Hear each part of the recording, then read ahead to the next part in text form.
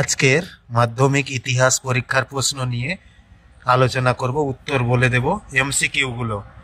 সঠিক উত্তরটি বেছে নিয়ে লেখো। উপেন্দ্রনাথ ব্রহ্মচারী যুক্ত ছিলেন। উত্তর হবে ঘ, বিজ্ঞান প্রযুক্তি ও চিকিৎসা বিদ্যার ইতিহাসে। তারপরে নদী ও কাহিনী গ্রন্থটি রচনা করেন। উত্তর হবে ঘ এর কুমুদনাথ মল্লিক। কাউন্সিল অফ এডুকেশন গঠিত হয়। উত্তর হবে ঘ 1842 খ্রিস্টাব্দে। তারপরের পেজের প্রশ্নের উত্তরে চলে যাব।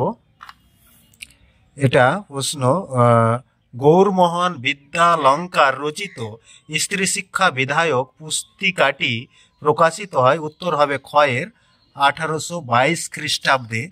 তারপরের প্রশ্ন, কলকাতা বিশ্ববিদ্যালয়ের প্রথম ভারতীয় উপাচার্য ছিলেন। উত্তর হবে গ দাগের স্যার গুরুদাস বন্দ্যোপাধ্যায়। তারপরের প্রশ্ন, ঔপনিবেশিক অরণ্য আইনের 1878 খ্রিস্টাব্দে বিরুদ্ধে সংগঠিত আদিবাসী বিদ্রোহীটি হলো। উত্তর হবে ক এর সাঁওতাল হুল। তারপরে প্রশ্ন, নীল বিদ্রোহের দুজন উল্লেখযোগ্য নেতা দিগম্বর বিশ্বাস ও বিষ্ণুচরণ বিশ্বাস চৌগাছা গ্রামে বাস করতেন। এটি ছিল নদিয়া জেলায়। তারপরে প্রশ্ন, ব্রিটিশ পার্লামেন্ট উন্নততর ভারত শাসন আইন পাস করেছিল। উত্তর হবে 2 আগস্ট 1858 খ্রিস্টাব্দে। তারপরে ভারতের প্রথম রাজনৈতিক প্রতিষ্ঠান হলো। উত্তর হবে ভারত সভা। তারপরে প্রশ্ন, নবগোপাল মিত্র ছিলেন হিন্দু মেলার সহ সম্পাদক।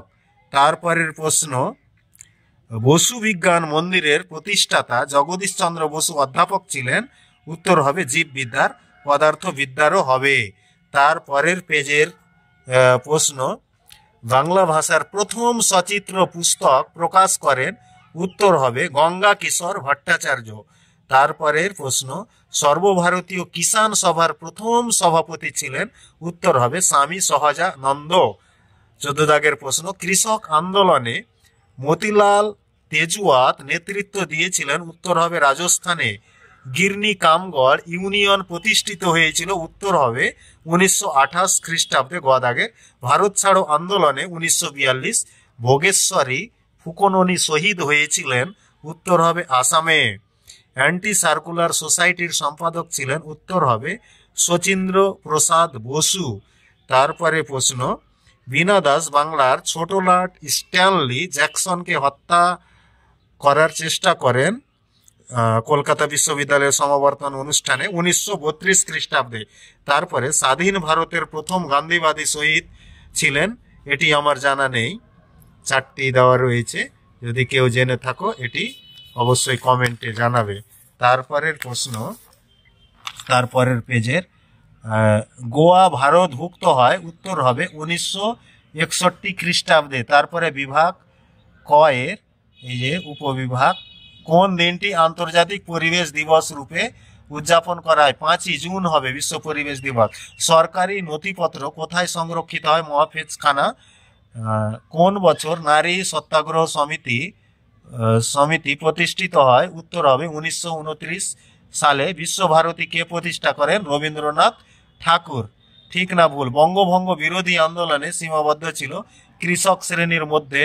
এটি বঙ্গভঙ্গ বিরোধী আন্দোলন, এটি ঠিক হবে। নীল বিদ্রোহের অন্যতম নেতা ছিলেন বিশ্বনাথ সর্দার। ভুল। ফরাজি আন্দোলনের প্রতিষ্ঠাতা ছিলেন দুদু মিয়া। ভুল। ছিলেন তার পিতা হাজি শরীয়তুল্লাহ। তারপরে দ্য বেঙ্গলি পত্রিকার সম্পাদক ছিলেন সুরেন্দ্রনাথ বন্দ্যোপাধ্যায় প্রথম। ঠিক এটি। তারপরে উপবিভাগ থেকে ক স্তম্ভ খ স্তম্ভ মিল করতে হবে। তো লর্ড রিপন হবে, ওর সঙ্গে 3 এর হবে হ্যান্টার কমিশন। তারপরে নেলি সেনগুপ্ত হবে স্টিম লঞ্চ শ্রমিক ধর্মঘট। তারপরে লর্ড আর্মহাস্ট হবে সাধারণ জনশিক্ষা কমিটি। আর তারকনাথ পালিত হবে বেঙ্গল টেকনিক্যাল ইনস্টিটিউটের প্রতিষ্ঠাতা। তারপরের পেজের প্রশ্ন, এটি ম্যাপ পয়েন্টিং আছে চুহাড় বিদ্রোহ এলাকা।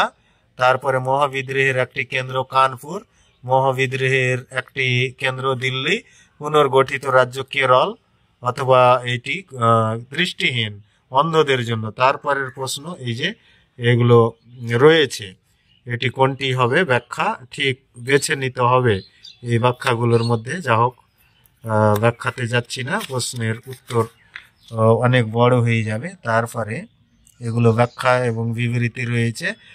2-3টি বাক্যে নিম্নলিখিত প্রশ্নগুলির উত্তর দাও। পরিবেশের ইতিহাস বলতে কি বোঝো? তারপরে আধুনিক ভারত ইতিহাসের উপাদানে আত্মজীবনীর গুরুত্ব। এই সমস্ত প্রশ্নগুলো এই যে রয়েছে, এই প্রশ্নগুলো দেখবে। তারপরের পেজে চলে যাব প্রশ্নের। এই পেজে এই যে সশস্ত্র বিপ্লবী আন্দোলন, ইন্ডিয়ান রিপাবলিকান আর্মির কি ভূমিকা ছিল। তারপরে এই যে বিভাগ ঘ, 7-8টি বাক্যে যে কোনো 6টি প্রশ্নের উত্তর দাও। প্রতিটি উপবিভাগ থেকে অন্তত একটি করে প্রশ্নের উত্তর দিতে হবে। উপবিভাগ ঘ এর ক, 19 শতকের বাংলায় নারী সমাজের বিকাশে বামা বোধিনী পত্রিকার ভূমিকা বিশ্লেষণ করো।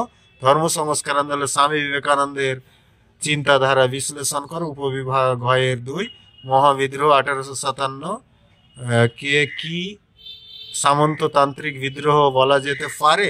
19 শতকের জাতীয়তাবাদের বিকাশে ভারত মাতা চিত্রটির অবদান কি ছিল? তারপরের প্রশ্ন, একা আন্দোলনের একটি সমালোচনামূলক বিবরণ দাও।